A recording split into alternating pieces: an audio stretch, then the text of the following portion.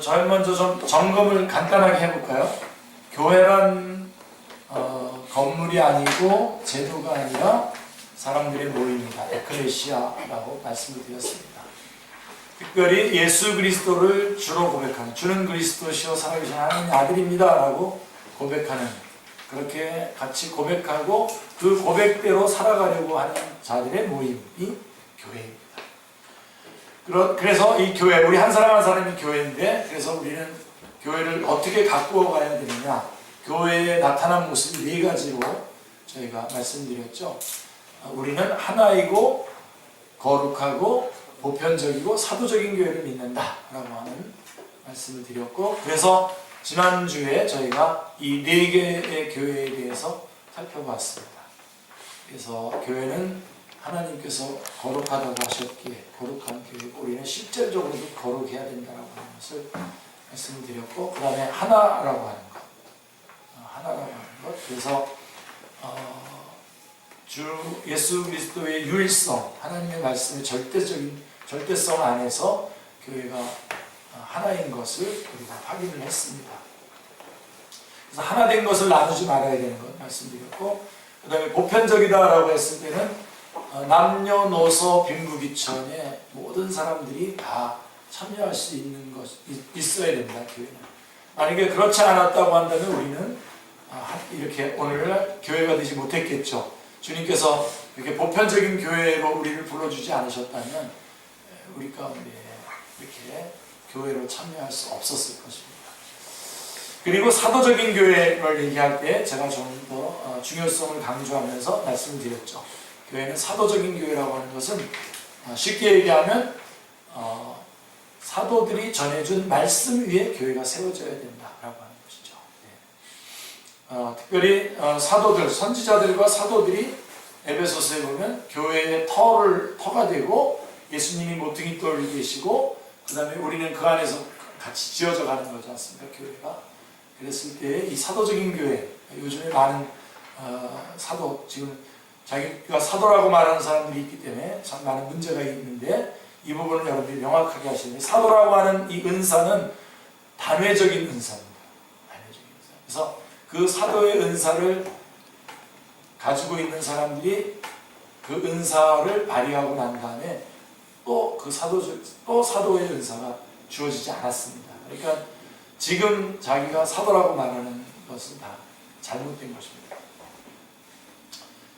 교회를 터를 놨는데 거기에다가 또 다른 터를 놓게 되는 것이 되겠죠. 그죠? 그래서 그건 다른 복음이 되는 것입니다. 그래서 그 부분을 주의해야 되면서 우리는 그래서 말씀에 대해서 경건한 접근, 뭐죠? 경건한 접근은 예배, 그 다음에 정확한 숙지, 성경 공부, 그 다음에 절대적인 순종, 기도, 그 다음에 명확한 전달. 네 가지 다 제가 다 혼자 했습니다 지금. 명확한 전달, 훈련 필요하겠죠. 기억나십니까? 자, 그리고 나서 그럼 교회의 사명이 뭐냐? 교회의 사명. 교회의 사명은 예수님이 이 땅에 오신 목적과 똑같고 성경을 우리에게 주신 목적과 똑같습니다. 예수 그리스도께서 하나님의 아들이시고 그분을 통해서 생명을 얻게 하시려고 하는 것인데, 교회는 바로 그 생명을 얻게 하는 일에 주의 복음을 전하고 증거하는 일을 위해서 불림을 받은 거죠. 교회의 사명은 생명을 구원하는 것입니다. 그래서 교회는 교회되어야 합니다. 그래서 원천적으로 원래 교회가 가지고 있는 본질로 돌아가야 돼요. 그래서 교회는 항상 개혁되어야 됩니다. 그래서 교회란 교회가 교회입니다. 매번 끊임없이 개혁되어야 되는, 이것은 새로운 방향으로 나가는 개혁이 아니라 원래 본질로 돌아가는 개혁. 그래서 그동안 더덕더덕 붙었던 것들을 뜯어내고 다시 본질로 돌아가는 거예요. 그래서 교회는 라이프하우스지 클럽하우스가 아닙니다. 근데 요즘에 교회는 많이 클럽하우스화 되어가고 있죠. 그래서 멤버들이 서로 즐기고 편안함을 누리는 것을 아침에도 좀 잠깐 말씀드렸습니다만 그게 선교적인 교회다라고 이렇게 좀 얘기를 하는데, 제가 볼 때는 좀 설득력이 좀 없는 것 같습니다. 그래서 사람들이 올 수 있도록, 그래서 복음을 들을 수 있도록 그런 환경을 만들어준다 그러면서 편하게 해주다 보니까 클럽하우스로 바뀌어버립니다. 교회의 사명은 이 복음을 전하는 거기 때문에 라이프하우스, 생명을 전하는 일에 우리의 모든 것들이 집중돼야 되고 그쪽에 쏟아부어져야 되지 않습니까? 그래서 교회로 교회되게 하라. 그래서 교회의 5가지 성경에, 구약 성경에 교회라고 이름을 불리기 이전에도 교회의 형태를 가지고 있었던 5가지를 제가 여러분들에게 제시하다가 첫 번째 교회의 모델이 뭐라 그랬죠? 노아의 방주가 첫 번째로 제시됐었죠. 그래서 이 노아의 방주가 종말론적인 구원의 장소. 그래서 그것에 참여한 사람들, 노아뿐만 아니라 노아와 함께 같이 노아의 방주에 들어왔던 가족들도 구원받은 것처럼 교회는 최종적인 종말론적인 구원이 이루어지는 것, 이렇게 가지고 설명을 드렸는데 제가 조금 이 부분에 대해서는 좀 더 제가 더 연구를 더 하고 더 확인해 가지고 여러분들에게 나중에라도 더 설명을 드리겠다고 말씀드렸습니다. 그 다음에 두 번째로 교회의 모델이 뭐냐면 성전입니다. 예루살렘 성전 21쪽인데요. 이제 여기서부터가 아마 우리가 새롭게 시작하는 것인데요. 자, 성전도 좀 했어요, 그죠? 네. 자, 교회는 성전에서 많은 일들이 진행되지만 가장 중요한 게 뭐겠습니까? 성전에서는 제사를 드리는 거죠. 죄사함을 받는. 그래서 하나님은 성전에서 회개하고 희생제물을 바칠 때에 내가 그 죄를 사하리라. 또 성전에서 기도하는 것을 내가 응답하리라고 약속하셨습니다. 하나님은 성전의 위치를 직접 지정해 놓으셨던 것 아시죠? 또 하나님이 정하신 방법으로 성전 설계도에 의해서 성전을 짓게 하셨죠. 그래서 하나님은 십계명과 함께 성막 설계도도, 성전 설계도도 주셨습니다. 자, 성전에는 많은 의식이 있고 행사가 있지만 가장 중요한 것은 그곳이 죄사함을 받는 곳이다 라고 하는 것입니다. 그래서 요거를 딱 보자. 교회란 그건 뭐냐? 종말론적인 구원의 장소. 그 다음에 또 두 번째로 교회란 뭐냐? 죄사함 받는 곳이죠. 죄사함을 받는 곳이 교회입니다. 성전은 회개하고 제물을 드려서 하나님께로부터 죄사함을 받는 곳입니다. 교회는 사죄의 은총을 힘입고 구원을 재확인하는 곳입니다. 그래서 우리가 이렇게 모였을 때, 교회는 모임이지 않습니까? 이렇게 모였을 때 우리가 하나 서로를 알아보면서 하나님의 구원해 주심을 확인하고, 그 다음에 다시 한번 사죄의 은총을, 사죄해 주신 그 은총, 다시 말해서 우리가 죄인 되었던 자리에서 용서함 받은 자리로 옮겨진 것을 다시 한번 확인하면서 흐트러졌던 혹은 좀 지워졌던 좀 이렇게 좀 망가졌던 교회에 대한 구원의 감격에 대한 것들을 다시 확인하는 것이 교회입니다. 그래서 이 교회 안에 우리의 모임 안에서 거듭남의 역사들이 일어날 뿐만 아니라 이미 거듭난 사람들도 다시 한번 거듭남의 그 감격을 확인하는 것. 그래서 매번 우리가 모일 때마다 하나님이 지금도 나를 사랑하고 있다는 것을 확인하는 것이 교회입니다. 그래서 사실 교회는 따뜻한 곳이죠. 치유와 사죄의 은총이 있는 곳이 교회입니다. 그래서 여러분 교회에서는 서로를 향해서 너 이거 했냐 안 했냐 이러면서 막 따지고 묻고 그러는 곳이 아닙니다. 그 혜택을 제일 많이 보는 분이 우리 교회는 성경주 집사님이 제일 많이 보고 있죠. 우리 막 갈비 샀으니까 왜 안 나왔어 그러는데 사실은 그런 것이 아닙니다. 교회 지금 나왔잖아요. 지금 그 말을 할 때는 벌써 나왔기 때문에 그 말을 하는 거잖아요. 그러니까 나와 있는 그 사람의 그 상태를 그대로 주님께서 받아주고 있다는 것을 확인하는 것이죠. 한번 따라해 보십시오. 믿음이란 하나님이 보는 시선으로 내가 나를 보는 것이다. 그러면 기독교윤리란 뭐냐? 기독교윤리란 그 모습으로 다른 사람을 보는 것. 그게 기독교 윤리의 다입니다. 내가 믿음이라는 것은 내가 하나님이 나를 보는 시선으로 내가 나를 보는 거예요. 사실은 제가 이거보다 더 구체적으로 얘기하면 하나님이 나를 보실 때에 나의 하이라이트, 나의 가장 절정의 모습으로 하나님은 항상 나를 보시기 때문에 그 모습으로 내가 나를 보는 것이 믿음입니다. 사탄은 항상 나의 현재의 모습을 내 눈으로 보고 나를 평가하도록 얘기하지만 항상 우리가 처음에 구원받을 때도 절대적으로 하나님의 은혜로 구원받았던 것처럼 절대적으로 하나님의 시선으로 내가 나를 보는 것이 믿음입니다. 사탄은 그렇게 하라고 하지 않죠. 우리가 실수라도 하거나 혹은 잘못을 저지르게 되면 바로 찾아와서 너 같은 것, 어떤 자격과 조건과 이런 것들을 막 나한테서 찾게 만들어서 실망하게 만들잖아요. 그죠? 그러나 사실 우리의 구원의 근거, 그 다음에 우리가 그리스도인의 삶의 근거, 그 원천이 어디입니까? 하나님의 은혜지 않습니까? 그러니까 우리가 우리 자신을 볼 때에도 항상 하나님의 은혜 안에서 그 시선으로 내가 나를 봐야 되는 것이죠. 이 싸움을 해야 됩니다. 사탄은 계속해서 우리를 힐난하죠. 계속해서 거짓말을 하면서 우리를 끌어내리지만 그때마다 우리 얘기하셔야 돼요. 언제 이 더러운 사탄아, 하나님께서 언제는 조건이 계셔서 사랑할 만한 꼬투리가 있어서 나를 사랑했냐?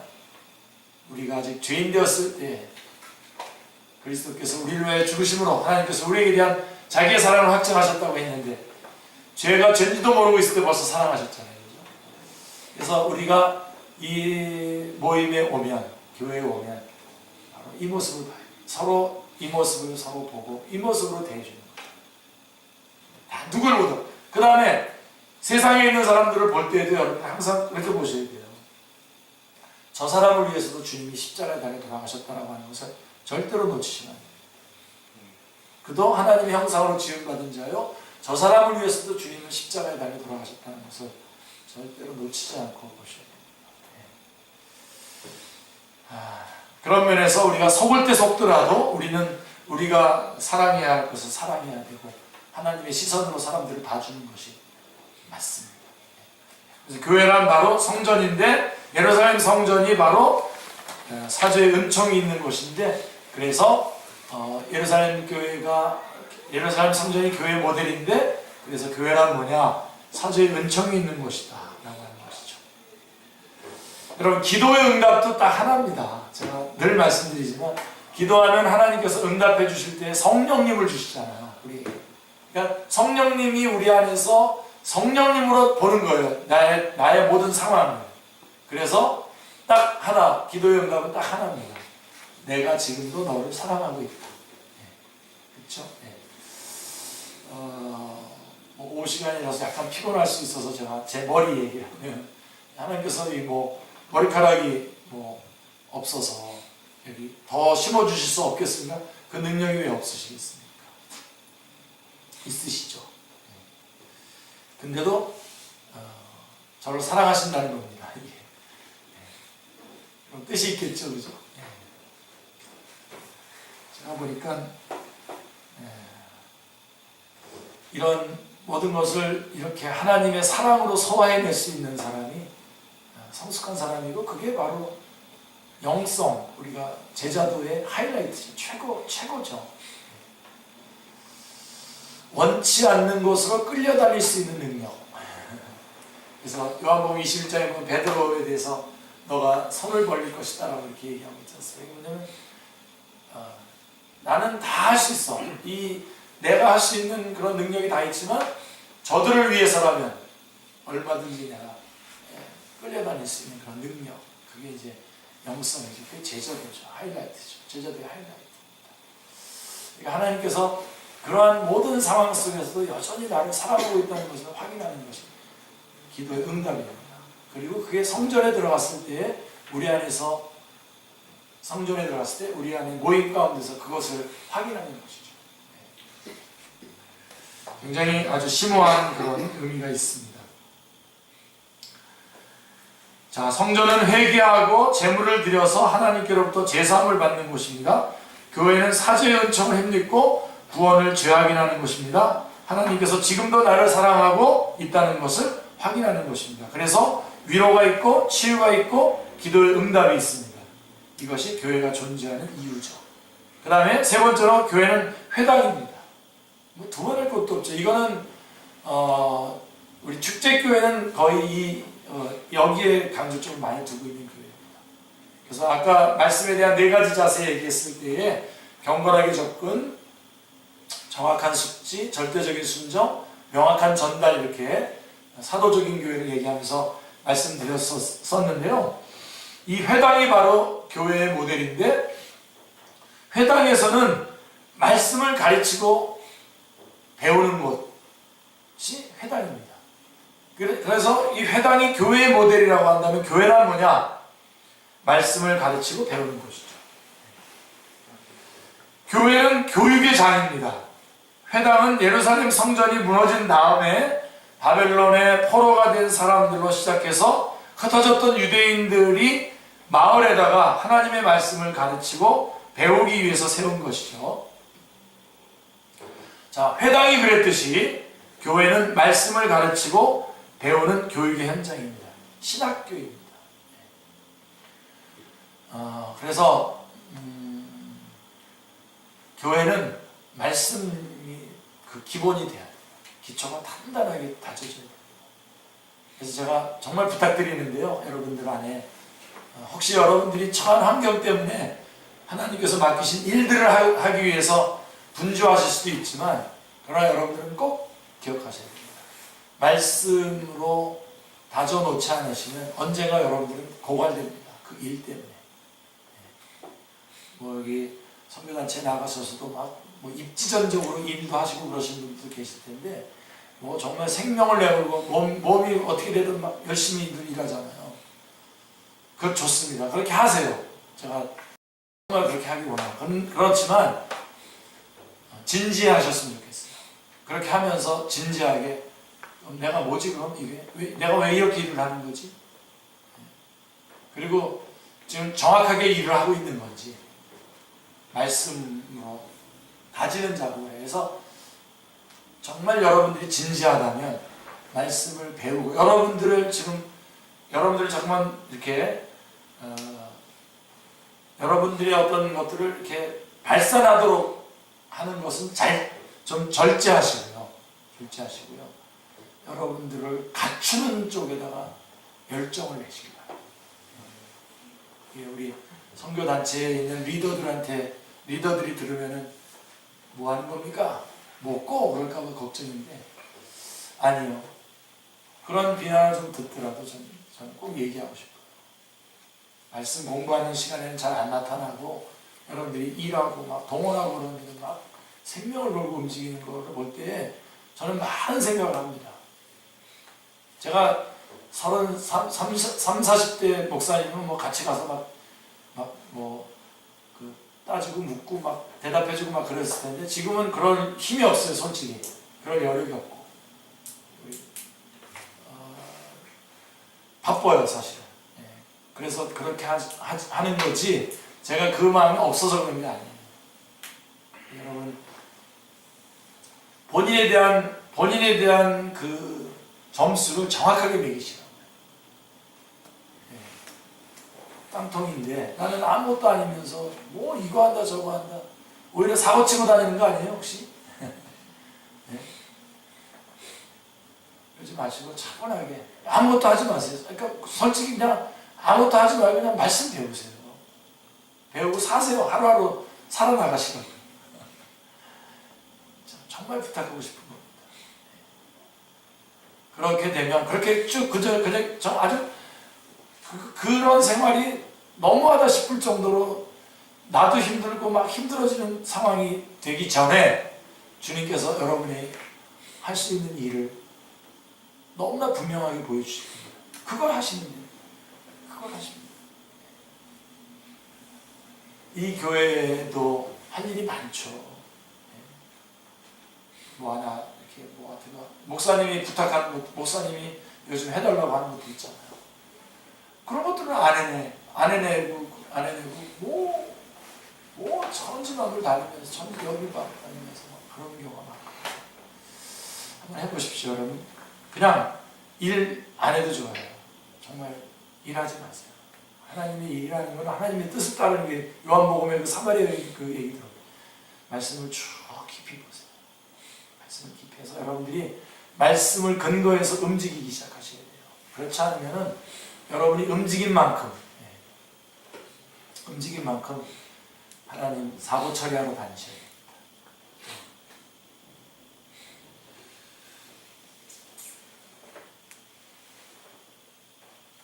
그래서 이 회당, 이 교회인데 우리 개혁자들은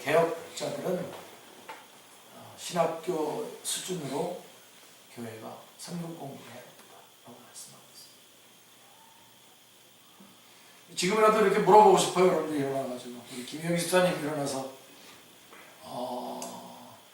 출애굽기가 몇 장까지 있어요? 이렇게 물어보면 어떻게 할까요?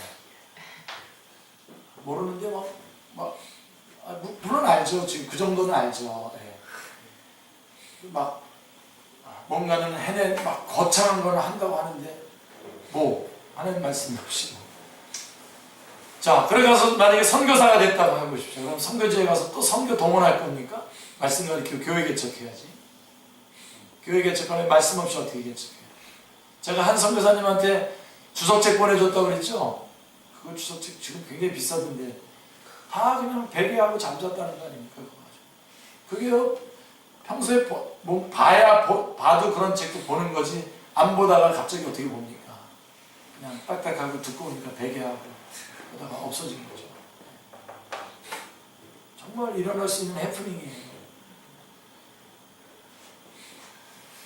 자, 거기서, 그래서 우리가 진짜 하나의 진정한 교회가 되려면 하나님의 말씀에 대해서 단단하게 가져야 되고, 그 다음에 광약교회입니다. 광약교회. 이 광약교회는 성도들을 거룩으로 이끄는 곳입니다.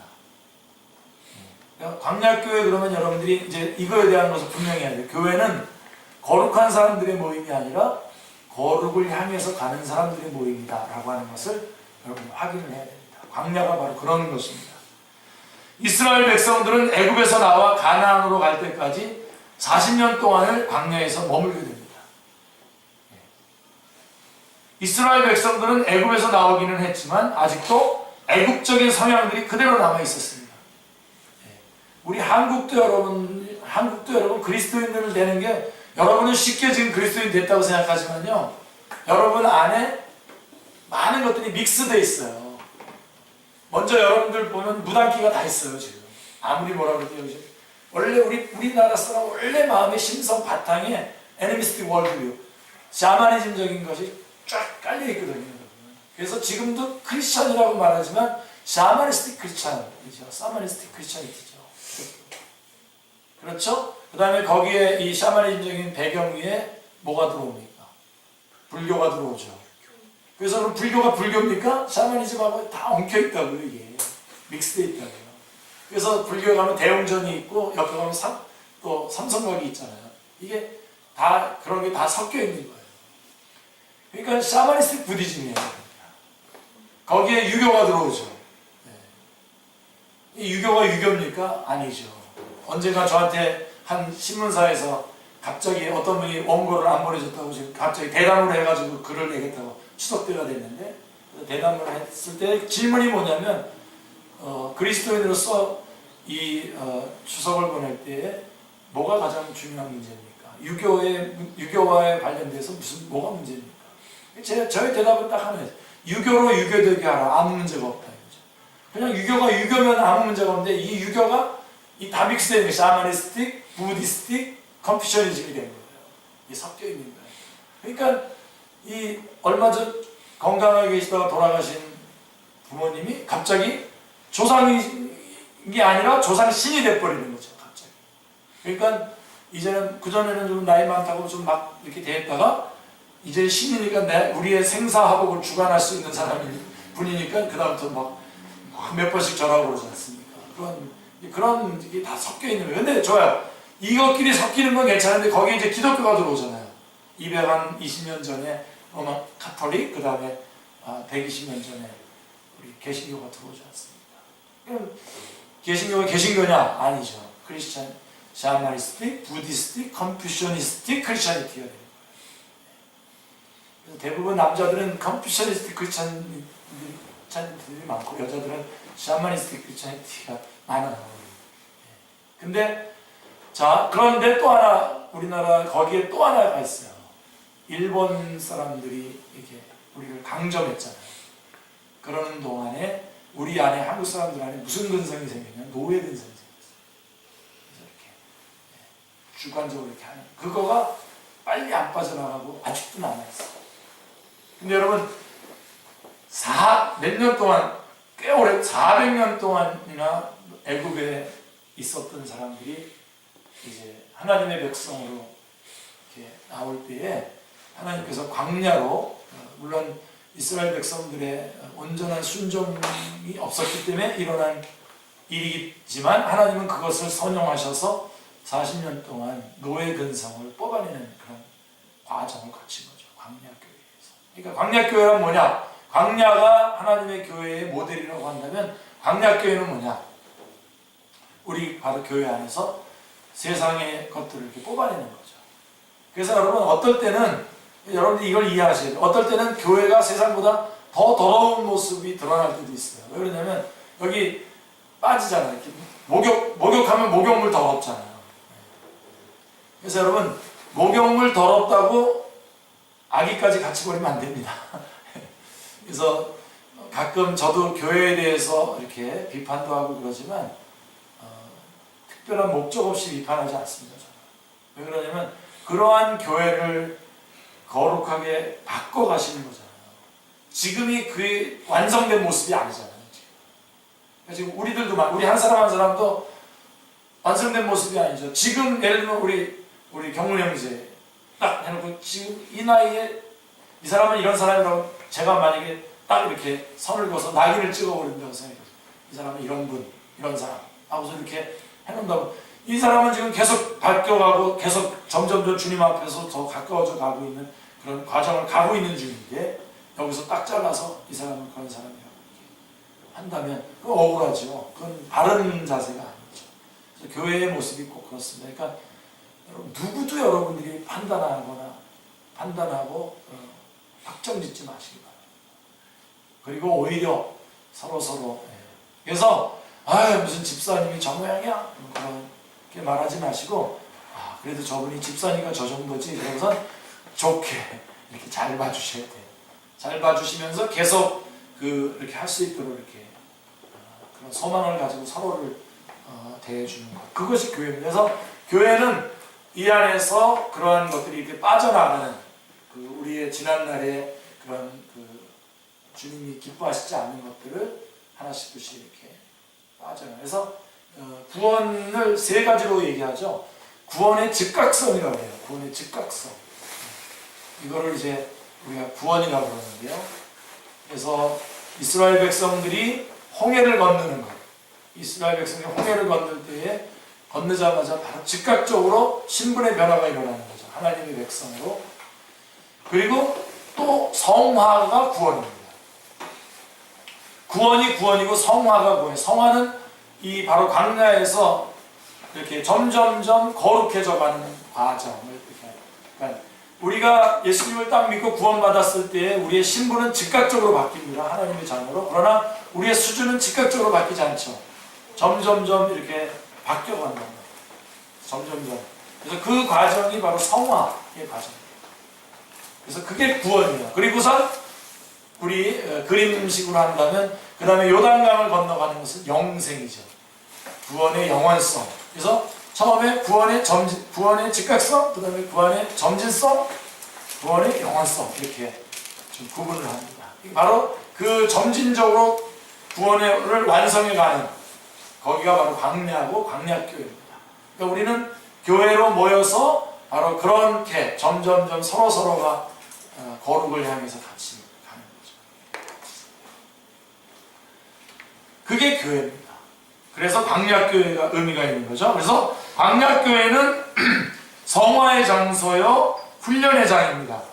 광야교회가 그랬듯이 교회는 구원받은 사람들이 아직도 남아있는 지난날의 옛 습관들을 끊어버리는 훈련의 장소입니다. 그래서 자칫 잘못되면 율법주의화 될 가능성도 항상 존재하고 있기 때문에 우리가 서로 그런 것들을 같이 확인해 나가야 되는 것입니다. 교회는 죄인들의 옛 모습이 빠져나가면서 필연적으로 온갖 더럽고 추한 것들이 드러나게 됩니다. 그러므로 성도들은 이런 현상이 나타나는 것에 대해 조금 더 실망하지 말아야 합니다. 이것은 하나의 과정입니다. 그러므로 교회는 거룩한 공동체가 아니라 거룩을 향한 공동체입니다. 성도들은 교회 안에서 엎치락뒤치락 하면서 많은 시련을 겪게 되지만 어쨌든 그 안에서 하나님의 사랑으로 다듬어지는 것입니다. 딴 데 가서 다듬으면 다른 모습으로 다듬어집니다. 매주 1년 동안 매주 극장 가면 그렇게 다듬어져요. 그러나 매주 교회 오면 성도들 안에서 서로 그런 것들을 다듬을 수 있습니다. 점점점.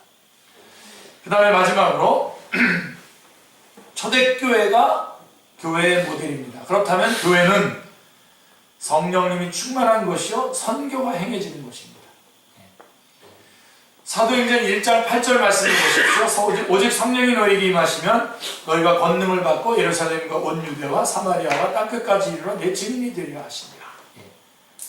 성령님의 충만이 주체할 수 없는 위로부터의 쏟아부어짐이라고 한다면 선교는 북받쳐 오르는 성도들 안에서의 터져나온 겁니다.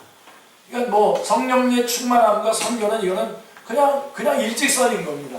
무슨 특별한, 그러니까 어떤 교회들은 보면 이렇게 교회들을 이렇게 하나할 때 교육, 선교 이렇게 여러 가지 파트 중에 하나가 선교인데 아니요, 그렇지 않습니다.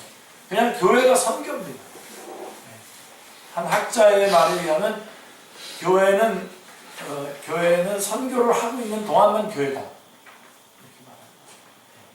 그러니까 바로 초대교회가 바로 그것입니다. 초대교회에 성령이 임하셨고 바로 모든 사람들이 그 교회 담임 목사까지 시작해서 담임 목회자까지 다 같이 이 하나님의 말씀 전하는 일에 다 동원됐던 것을 여러분들이 기억하시기 바랍니다. 내 증인이 되리라 입니다. 약속의 말씀이에요. 약속. 내 증인이 되리라. 약속이에요. 약속. 이 말씀을 근거로 우리가 분명히 해야 할 것은 선교는 선택이 아니라 당위라고 하는 것입니다. 초대교회는 먼저 예루살렘을 떠나지 말라, 모여서 기도하라, 성령님을 받으라는 명령을 받은 교회예요. 또한 성령님을 받으면 권능의 사람이 되고 선교하게 되리라고 하는 약속을 받은 교회입니다. 자, 초대교회가 그랬듯이 교회는 성령님으로 충만한 곳이요 선교가 행해지는 곳입니다. 이것이 성경이 말하는 교회의 본 모습입니다.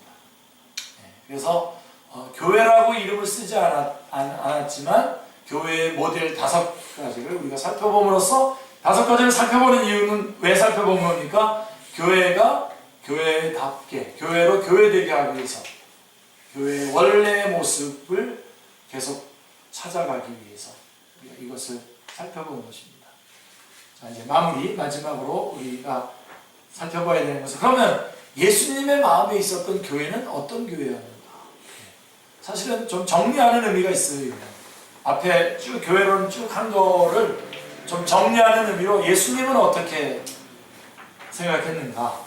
사실은 이것만 따로 띄어서 또 1시간 가질 수 있겠지만 간단하게 한번 정리해 보겠습니다.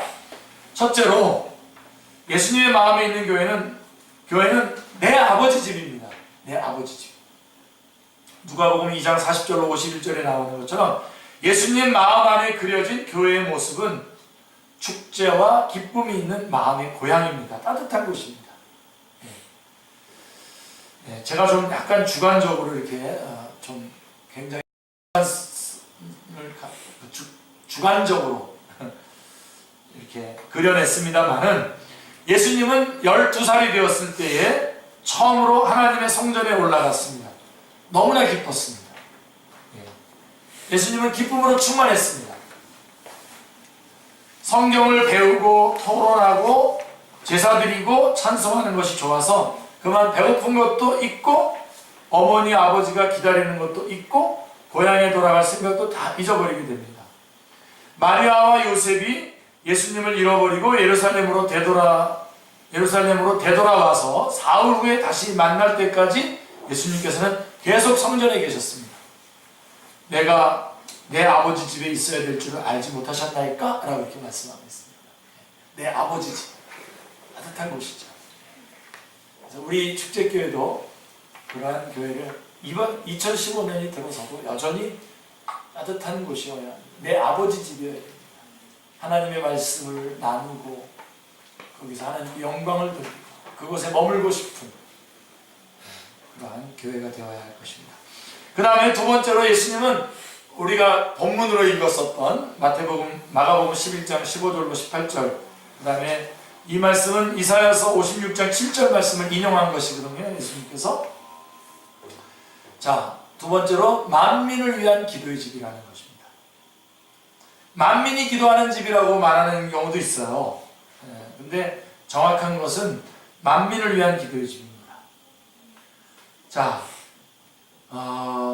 시편 84편 1절로 4절 10절을 좀 참고해 보면, 자, 성전은 하나님께서 기도하는 장소로 정하신 곳입니다. 하나님이 그곳에서 기도하는 자들과 만나시겠다는 것입니다. 예수님은 예루살렘 성전이 하나님께서 처음부터 지정해 놓으신 성전의 용도를 따라서 행하지 아니하셨기 때문에 준엄하게 책망하셨습니다. 참고로 이사야서 1장에 말라기서 1장 같은 경우, 말라기서 1장에는 뭐가 돼 있어? 성전문을 누가 좀 닫았으면 좋겠다고 말하고 있고, 이사야서 1장에서는 너희들의 기도를 내가 듣지 않겠다고, 이렇게 그런 내용들이 나와 있는 그런 분위기예요. 그게. 그래서 만민이 기도하는 장소로 세우셨지만 기도하는 장소로 쓰지 않았고, 그 다음에 이 말은 사실은 만민을 위한 기도의 집이라는 뜻입니다. House of Prayer for All Nations 이렇게 되어 있어요. NIV 성경을 보면 성전의 의미를 생각해 보면 먼저 장소로서는 하나님이 지정하신 예루살렘 성전입니다. 그리고 실제적으로는 그리스도인 자신이 주님의 몸된 성전입니다. 또한 모임이 성전이고요. 예수 그리스도의 이름으로 두세 사람이 모인 것이 성전입니다. 자, 예수님은 교회와 장소와 나 자신과 우리 모임을 어떤 관점으로 보시냐? 이 부분이 중요해요. 만민을 위한 기도의 집으로 보시는 겁니다. 우리 옆 사람 한번 봐보세요. 예수님은 그분을 기도원으로 보시는 거예요. 그 사람, 기도원. 만민을 위해서 기도할 사람으로 보시는 거예요. 우리의 모임도. 그러니까 우리가 살아있는 이유가, 살아있어야 되는 이유가 바로 이겁니다. 결정적인 겁니다. 왜 그러냐면 하나님께서는 우리 아까도 우리 기도도 하고 그랬습니다. 아까 우리 선교 끝나고선도 기도했고, 우리 종족 셀링하고선도 우리가 모리타니아를 위해서도 기도했고, 또 우리가 이 말씀을 듣고서도 또 기도할 텐데, 이렇게 기도를 하면 하나님께서는 이 기도를 응답하시면서 하나님은 일을 하셔요. 그 사실을 여러분들이 놓치지 마시기 바랍니다. 그래서 우리는 살아있다 하는 것은 아주 역설적으로 좀 정확하게 말씀을 드린다면, 역설적으로 이것을 설명해서 정확하게 말씀드린다면, 우리는 하나님의 일을 기도로 동력하기 위해서 아직 살아있는 겁니다. 살아있는 이유가 바로, 그러니까 살아있기 때문에 여러분 우리는 열심히 하나님 앞에 기도해야 되는데, 만민을 위한 기도의 집이라는 겁니다. 우리가 예수님이 보시는 교회의 모습은 따뜻한 곳일 뿐만 아니라 만민을 위한 기도의 집. 그래서 우리가 온 열방을 놓고 우리가 기도하고 그 기도의 응답으로 하나님이 그곳에서 역사하시는 것이죠. 제가 갔던 러시아 땅도 제가 보니까 제가 생각했던 것보다도 상당히 척박한 것 같아요. 정말 하나님의 일꾼들이 너무나 많이 일어났으면 좋겠는 그런 땅인데, 모리타니아도 우리 기도하는 그곳을 우리가 기도하고 그 기도로 하나님이 역사하시는 거죠. 기도 외에는 이런 일만 나갈 수 없다고 마가복음 9장 29절에 말씀하고 있지 않습니까? 그렇죠? 그래서 하나님이 우리를 바라보는 관점은 기도원입니다. 우리가 다 기도원이고, 하나님께서 우리를 구속하시고 우리 안에 친히 성령님으로 거주하시면서 하나님의 성전 내 우리 각 사람에게 원하시는 목표가 뭐냐? 만민을 위해서 기도하는 것입니다. 자, 하나님이 보실 때 우리의 용도는, 너무나 우리가 이해가 혹시 안 될까봐 제가 물질적인 용어를 써서 여러분 인격을 용도라고 하면서 지금 여러분에게 말씀 각인을 시키는 겁니다.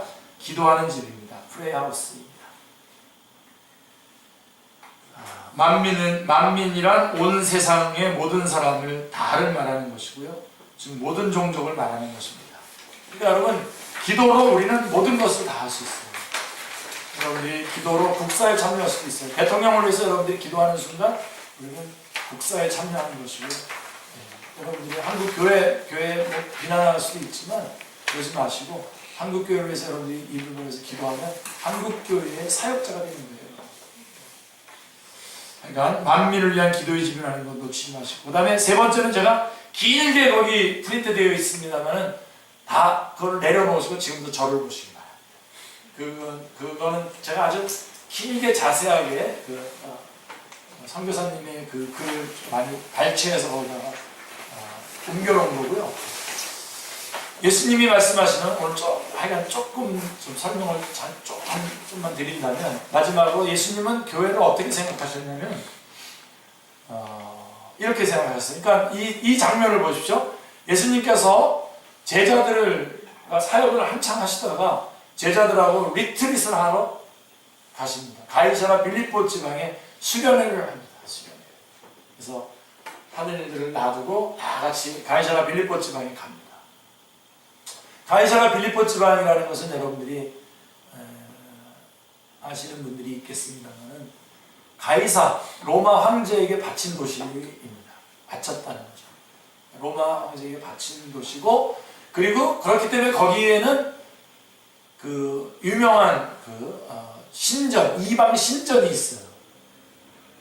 판신전이라고 하는 이방 신전이 있고, 그리고 그 신전을 보호하기 위해서 그 위에다 요새를 쌓았습니다. 신전 위에다 요새를 쌓아서 탄탄하게 보호를 하는 거죠. 지금 예수님께서 제자들을 내리고 어디 가냐?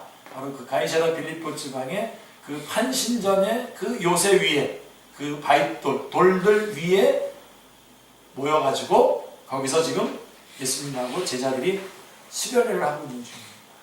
그러면서 주님께서 뭐라 그러시냐면, 자, 사람들이 나를 누구라고 하느냐? 우선 이렇게 물어봤더니 이러고 저러고 막 엘리야라고도 합니다. 이렇게 얘기하다가 마지막에 그럼 너희들은 나를 누구라고 하느냐? 그랬더니 베드로가 제자들을 대표해서 주는 그리스도시요 살아계신 하나님의 아들입니다 라고 이렇게 고백을 하는 것이 이제 마태복음 16장 16절의 내용, 16절 그 어간의 내용입니다. 그러면서 그때 처음으로 교회에 대한 말씀을 하시는 거죠. 이 반석 위에 내 교회를 세우겠다 라고 이렇게 말합니다. 자, 그랬을 때 이 반석 위에 내 교회를 세운다 그랬을 때 이 반석에 대한 해석이 개신교하고 로마 카톨릭이 다릅니다.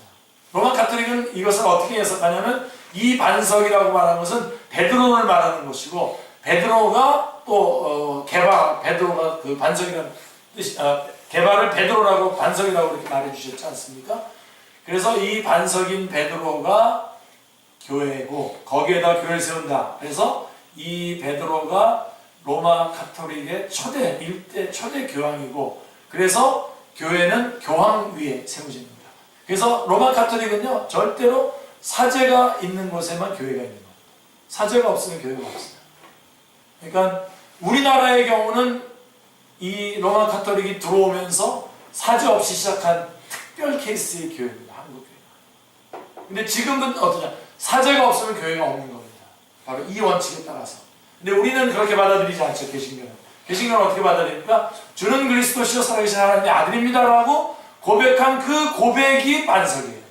그 고백 위에다 교회를 세우겠다는 겁니다. 그러니까 지금도 주는 그리스도시요 살아계신 하나님의 아들입니다라고 고백하는 고백이 있다면 주님께서 그곳에 내 교회를 세우시겠다는 겁니다.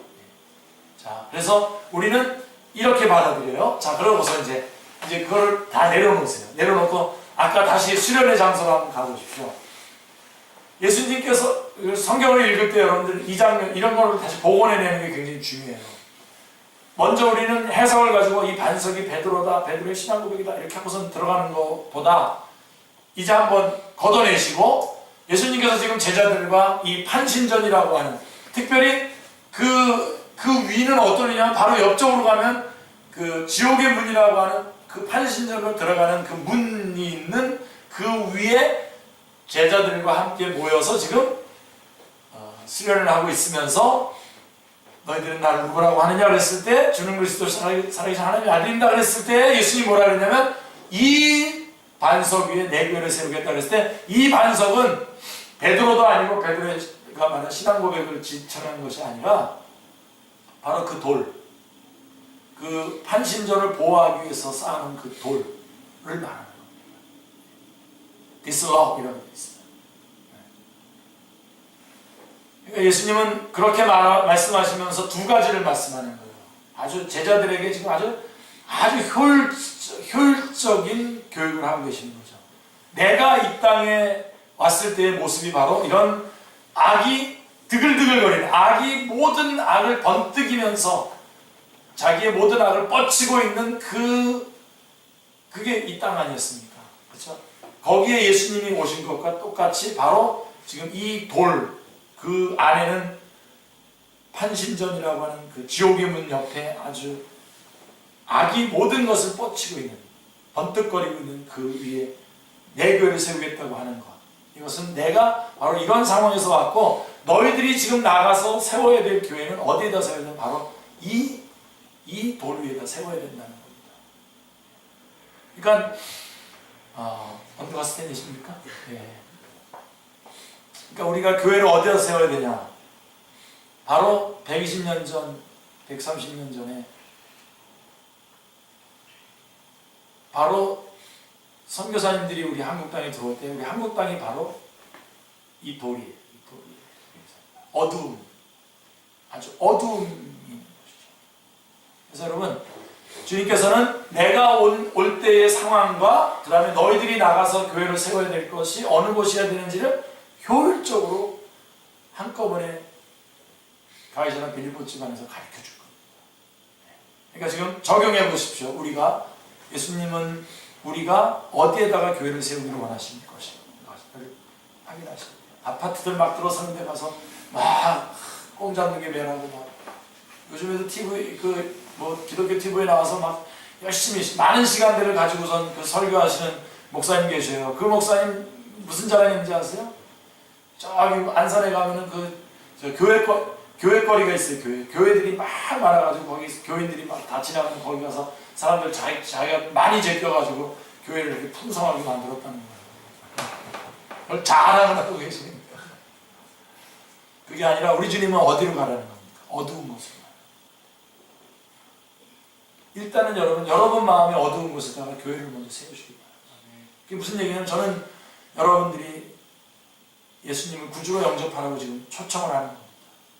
여러분 마음속에 먼저 교회를 세우시고, 또 교회를 세우셨음에도 불구하고 아직까지도 여러 가지 이런저런 상황으로 우울해하고 어두워진 것이 있다고 하면 거기에 주님을, 거기에 교회를 세우셔요.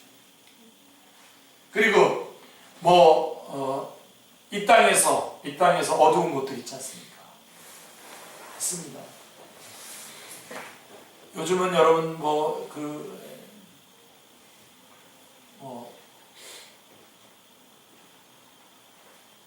전 무당들 이런 사람들이 막 TV에 나와가지고 막 대놓고 막 그거 능력을 발휘하고 막 그러잖아요. 그렇죠? 또 학자라고 하면서 교회를 막 폄하하고 막 그러는 방송들도 막 하고 그러지 않습니까? 근데 그럴 때 여러분, 우리는 이제 저렇게 말하니까 우리 기독교는 끝났다 그러는 게 아니라, 오히려 우리는 어떻게 해야 되죠? 전의를 불살려야 되죠. 그렇지? 저 위에다가 내가 우리 주님 교회를 세우시면 저 위에다 교회를 세우는 거거든. 딱 그 위에다가. 그리고 여러분, 정말 멸망 가운데 언리치드 피, 아직도 복음이 전파되지 않은 곳에다가 교회를 세우는 거죠. 선교사들의 선교지도 가면 선교사님들이 쏠림 현상이 있어요. 어느 지역에 막 많고 어느 지역에 없고 그런데, 그거는 이거를 지금 잘 파악하지 못해서 흩어져야 되죠. 우리 바울도 뭐라 그랬습니까? 남의 터 위에 세우지 않겠다 그러지 않습니까? 안 들어가는 곳에 이렇게 가야 되죠. 그러니까 여러분들 가운데서도 그냥 대충 그렇게 가서 묻어가려고 그러면 안 돼요. 그래서 여러분들이 전도의 대상자를 할 때도 그냥 그래서 설렁설렁 같이 나도 그냥 같이 남들 이렇게 쪽지 나누고 갈 때 나도 그냥 한번 따라 나갔다가 나도 전도했다고 그런 말 들으려고 전도하시면 안 되고요. 정말 도저히 안 될 것 같은 사람이지만 우리 주님께서 바로 저 위에다 내 교회를 세우겠다고 했는데 그래서 여러 가지 방법으로 물론 무식하게 가서 근무 중에 막 사장님 안 되겠습니다 모르면서 그러면 안 되고요. 예. 그런 분들은 또 쉬는 시간에 또 놀아요. 쉬는 시간이나 이런 때 찾아가서 이렇게 말씀도 전하고 그 싸움들을 하시는 예수님이 말하는 교회는 어디에다가 세워야 되냐 바로 그곳에서 세우는 겁니다. 그런 면에서 지금 가장 활기차게 신앙생활 할 수 있는 분들이 누구냐면 자기 가족들이 다 예수님을 안 믿는 사람들이 있는 사람들이 가장 지금 활기찬 가능성과 많은 기쁨이 있어야 돼요. 아, 이건 이해 못한 것 같다. 이거 어떡하냐. 바로 주님이 원하시는 곳에 있잖아요, 지금 여러분. 이 돌 위에 내 교회를 세우겠다고 하셨었습니다. 그 어두운 것, 우리의 이 정치계, 문화계, 이런 곳곳에 이 어두운 것들이 있어요. 그곳에다가